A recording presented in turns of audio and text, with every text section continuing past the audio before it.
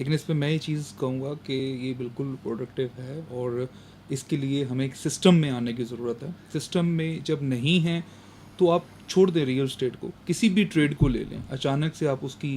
Hand brake खींच दें, आप पूरा 360 डिग्री का उस पर टर्न लें, वो टैक्सेस का है, उसकी पॉलिसीज़ का है, तो कोई भी ट्रेड है वो सफ़र कर जाएगा। तो मेरा थोड़ा सा एक्सपीरियंस जो है वो बिल्डर पे ऐसे शायद कम हो, एक इलेक्ट्रॉनिक्स बिजनेस में देखता आ रहा हूँ। मेरा ख्याल है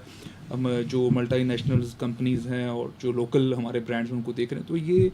प्रॉब्लम जो है ये कोई फर्स्ट टाइम इस रियल स्टेट पे नहीं आया, वहाँ पे आया, लेकिन वहाँ पे कुछ सिस्टम्स ऐसे होने की वजह से या उनके इंटरेस्ट ऐसे होने की वजह से शायद वो प्रॉब्लम इतना सफ़र नहीं करता जितना रियल स्टेट जो हमारा सफ़र कर जाता है।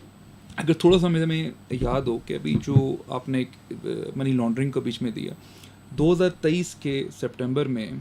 तो एक एक दिन ऐसा था कि शायद आज डॉलर जो है आपका सुबह जो है ना शायद 100 ऊपर चला जाएगा। लोगों ने छोड़ दी फाइलें, चीज़ें छोड़ दी, उन्होंने तो डॉलर्स इकट्ठे करने शुरू कर दिए। ठीक है क्योंकि हमारे यहाँ पे लोग उस शॉर्टकट के चक्कर में तो हैं, एक हमारा